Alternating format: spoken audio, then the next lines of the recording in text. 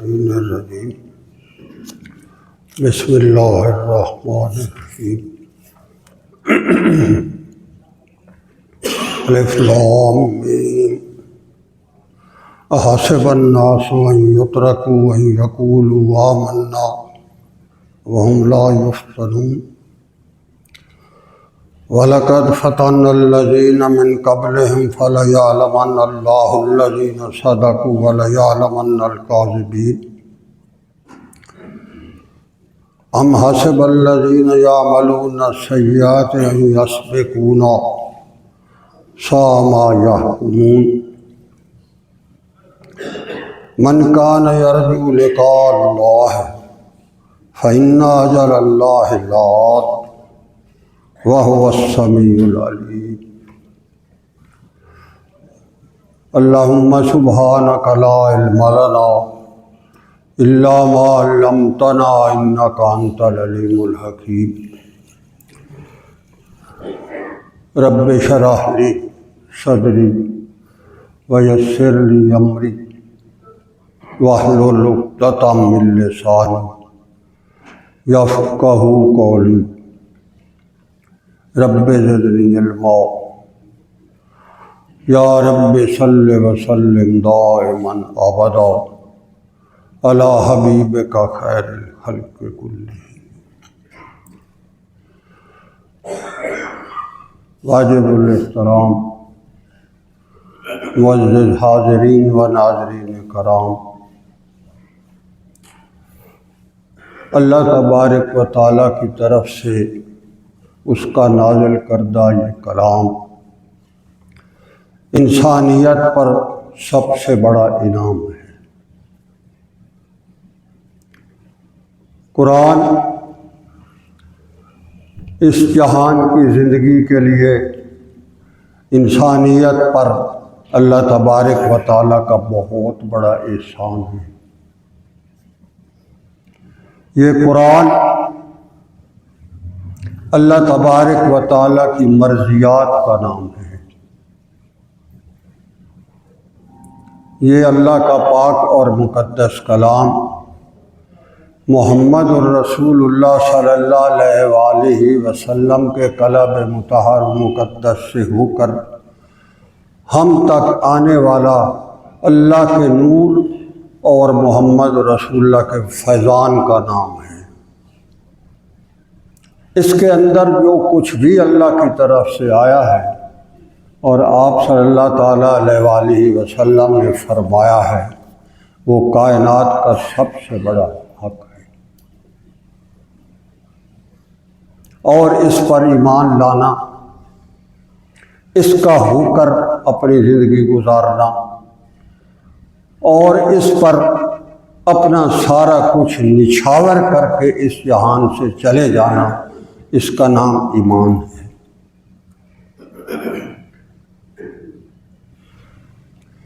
اللہ تبارک و تعالیٰ نے ارشاد فرمایا کہ میں نے اپنے محمد صلی اللہ تعالیٰ علیہ وآلہ وسلم کو اس جہان میں جو مبعوث فرمایا ہے تو اس کی ذات کے ساتھ میں نے ہدایت کا ایسا خزانہ رکھا ہے، انسانیت کے لیے عبدالآباد کی رہنمائی کا ایسا خوبصورت منور راستہ میں نے عطا فرمایا ہے کہ جس راستے پر میرے محمد صلی اللہ علیہ وآلہ وسلم چلتے ہیں اس راستے پر اللہ کا نور برستا ہے، اور جو بھی آپ صلی اللہ علیہ وآلہ وسلم کے متعین کردہ راستے پر ان کے پیچھے پیچھے چلتا ہے، اس پر بھی اللہ تبارک و تعالیٰ کا نور برستا ہے اور آپ صلی اللہ علیہ وآلہ وسلم کی نبوت کا سرور برستا ہے۔ یہ قانون ہے۔ الحمدللہ ہمارا اس پر ایمان ہے، ہم مسلمان ہیں، قرآن کو ہم حق کتاب مانتے ہیں، آپ صلی اللہ علیہ وآلہ وسلم کی نبوت پر ہم یقین رکھتے ہیں، یہ ہمارا دعویٰ ہے جو آدمی بھی کلمہ پڑھ رہا ہے، اس کا مطلب یہ ہے کہ وہ آپ صلی اللہ تعالیٰ علیہ وآلہ وسلم پر نازل ہونے والا یہ قرآن، آپ صلی اللہ علیہ وآلہ وسلم کی نبوت کا فیضان اور اللہ کے احکام اور اس زندگی گزارنے کے پیغام اور نظام کو وہ دل کی گہرائیوں سے مانتا ہے۔ یہ ہمارا دعویٰ ہے۔ مگر ایک ایمان کا معیار وہ ہے جو خود یہ قرآن بتاتا ہے، جس پر وہ انسان کو لانا چاہتا ہے، جس پر اللہ کی ذات اسے دیکھنا چاہتی ہے اور جس پر وہ انعامات کے وعدے فرماتا ہے۔ ایک ایمان وہ ہے۔ تو اللہ تبارک و تعالیٰ یہ فرما رہا ہے، الف لام میم حروف مقطعات، اس کے بعد فرمایا احاسب الناس ان یترک ان یقولوا آمنا وہم لا یفتنون۔ یہ سورۃ عنکبوت ہے، مکی سورت ہے، اور اس کی ابتدا اسی آیت مبارکہ سے ہو رہی ہے۔ یعنی ایمان کی وہ تعریف، وہ تعین جو اللہ کے حضور پسند ہے، جس پر مسلمان کا اجر ہے، جو حشر کے دن اللہ کے حضور حاضری کے وقت اس سے پوچھا جائے گا۔ تو اللہ فرماتا ہے کہیں یہ حساب کتاب تو تم نے نہیں بنا رکھا، احاسب الناس، کیا تم نے اپنے دل کے اندر خود سے کہیں یہ اپنے لیے یہ پروگرام تو نہیں بنا رکھا، یا یہ تو نہیں سمجھ رکھا، یا کہیں تمہارا خیال یہ تو نہیں ہے ان یترکوا، کہ تمہیں چھوڑ دیا جائے گا بس اسی ایک تمہارے دعوے پر ان یقولوا آمنا، کہ تم نے کہہ دیا ہم ایمان لے آئے، تو صرف تمہاری اسی بات پر تمہیں چھوڑ دیا جائے گا، کہیں تمہارے ذہن میں یہ خناس تو ابلیس نے نہیں کر رکھا۔ وہم لا یفتنون، اور تمہیں تمہارے اس ایمان کے دعوے پر آزمایا نہیں جائے گا، کہیں یہ تو نہیں سوچ رکھا تم نے۔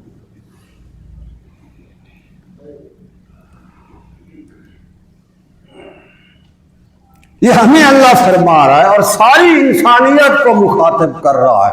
احاسب الناس، اس میں کوئی مسلمان یا کافر کی تخصیص نہیں ہے، انسانیت کو اللہ تبارک و تعالی مخاطب کر کے فرما رہا ہے، کہیں تم لوگوں نے یہ تو نہیں سمجھ رکھا ان یترکوا، کہ تمہیں ترک کر دیا جائے گا، تمہیں چھوڑ دیا جائے گا صرف اسی بات پر ان یقولوا آمنا، کہ تم صرف اپنی زبان سے دعویٰ کرتے ہو ہم مسلمان ہیں، بس اسی بات پر چھوڑ دیا گیا ہے۔ یہ بہت بڑا وہم ہے تمہارے اندر، بڑا واضح بتا رہا ہوں۔ عرض میں نے یہ کیا ہے کہ آپ صلی اللہ علیہ وآلہ وسلم کی ذات مطہر و مقدس اللہ کے نزدیک اس پوری کائنات میں سب سے افضل ترین ذات، اللہ کو اگر اس ساری خدائی میں کوئی سب سے پیارا ہے تو وہ محمد رسول اللہ صلی اللہ علیہ وآلہ وسلم کی ذات ہے۔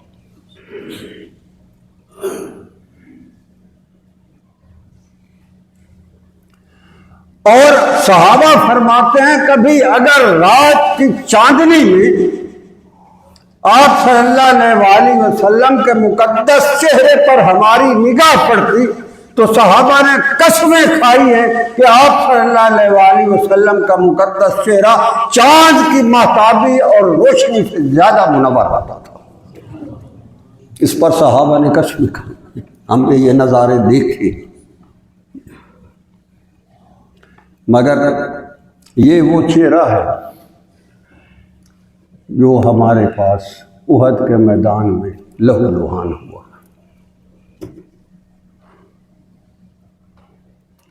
اس کا مطلب کیا ہے کہ یہ دین، یہ اسلام، یہ قرآن یہ تمہارا دعوی ایمان۔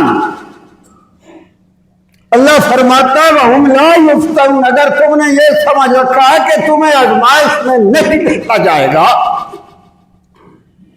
تو یہ تمہاری خام خیالی ہے۔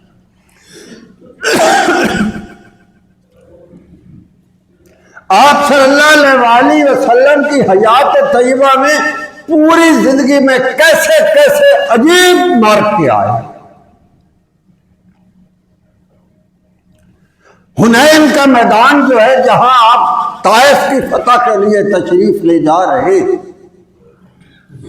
اس وادی اوقاس میں اگر کبھی اللہ لے جائے تو آپ وہ جگہ دیکھیں جہاں وہاں طائف کے رہنے والوں نے جو پہاڑوں کی چوٹیوں پر وادی میں چھپے ہوئے تھے، انہوں نے آپ صلی اللہ علیہ وسلم اور آپ کے خدام کو 4000 تیر انداز سے انہوں نے یکسر چاروں طرف سے آپ کو ایسا گھیرا اور اس پر تیروں کی ایسی برسات برسائی کہ صحابہ فرماتے ہیں ہمارے قدم ایک دفعہ اکھڑ گئے۔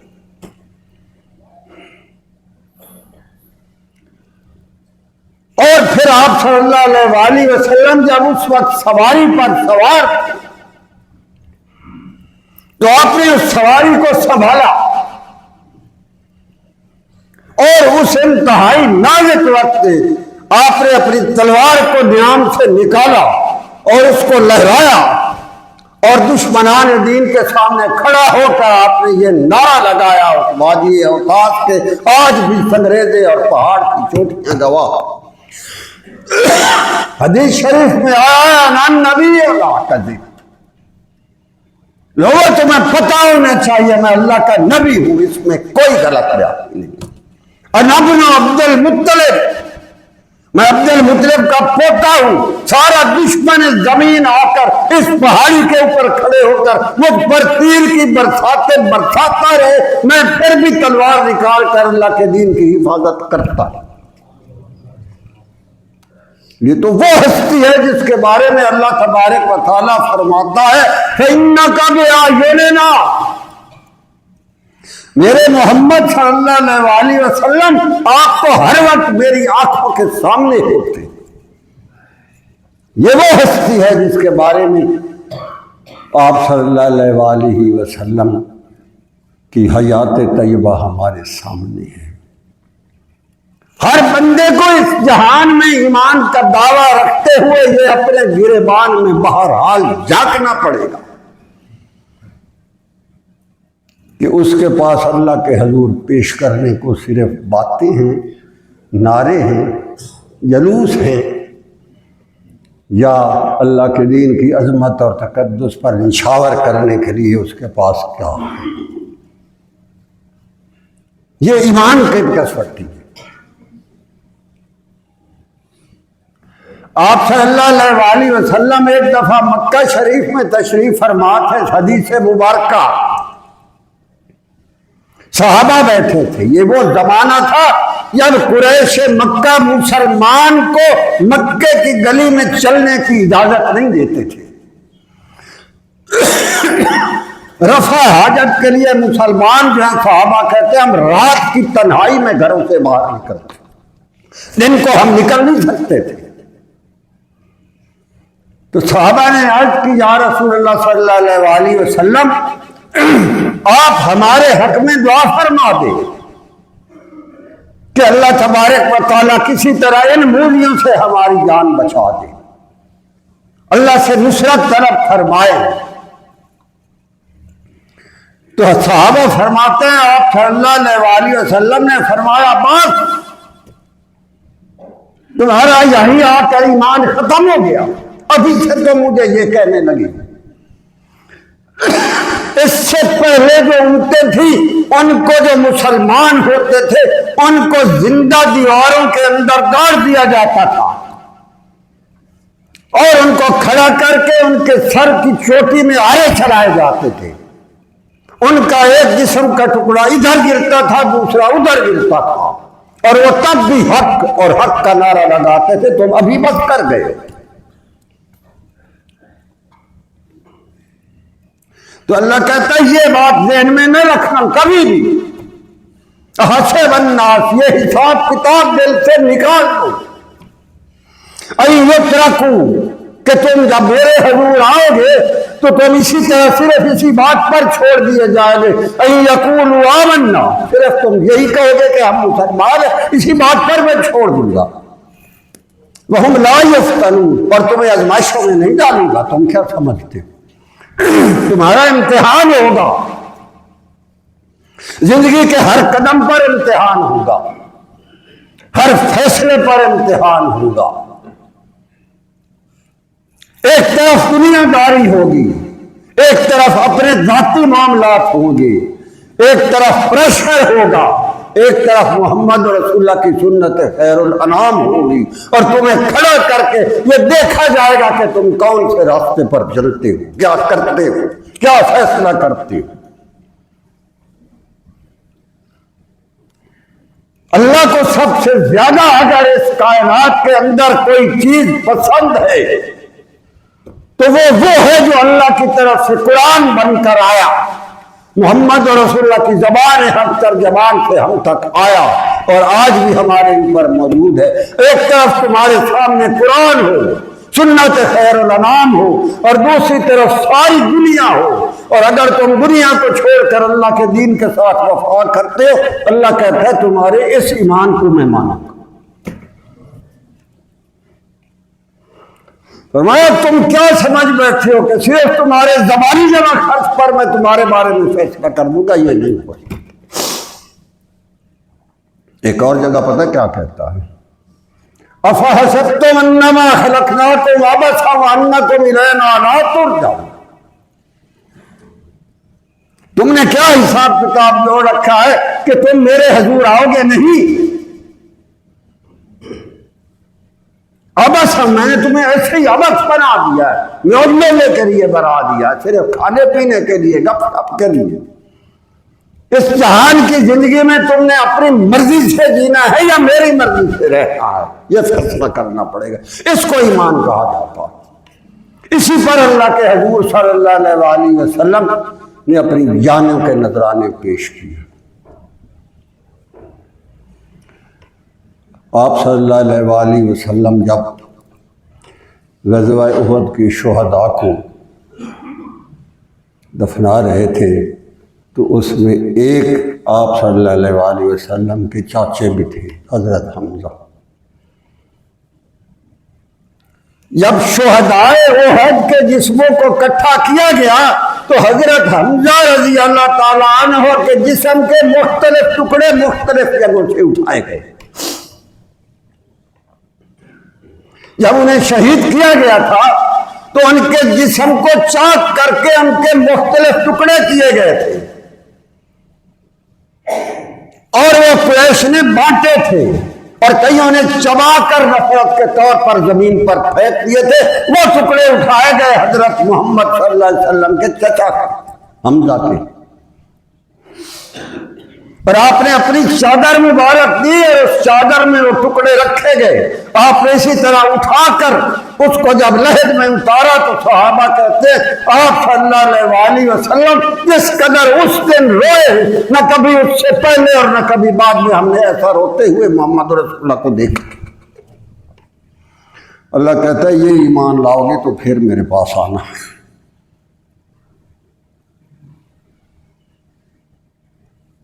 ایمان کی حقیقت اللہ بتا رہا ہے اور وہ صاف اعلان کر رہا ہے۔ وہ کہہ رہا ہے وَلَقَدْ فَتَنَّا الَّذِينَ مِن قَبْلِهِمْ، صرف تمہیں نہیں، جتنے بھی لوگوں نے ایمان کے دعوے کیے ہیں ثابت ہوں تمہیں ہم نے سب کو آزمایا۔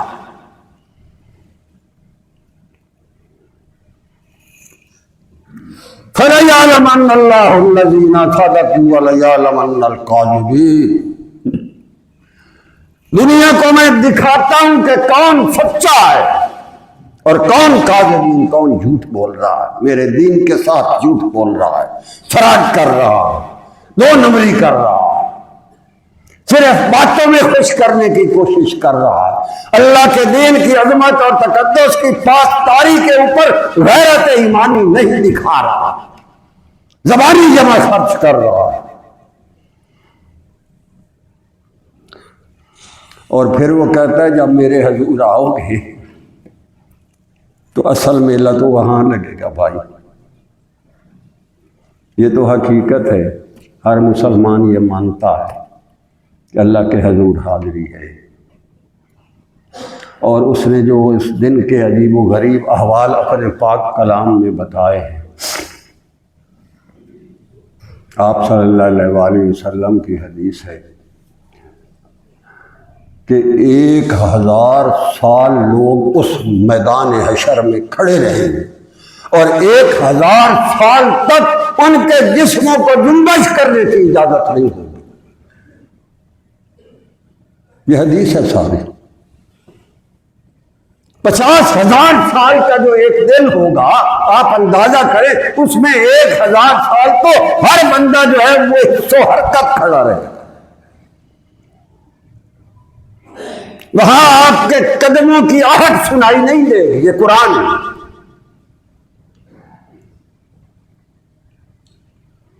وہ کہتا ہے میرے حضور حاضری کا وہ لمحہ یاد رکھ کے یہاں زندگی گزارو۔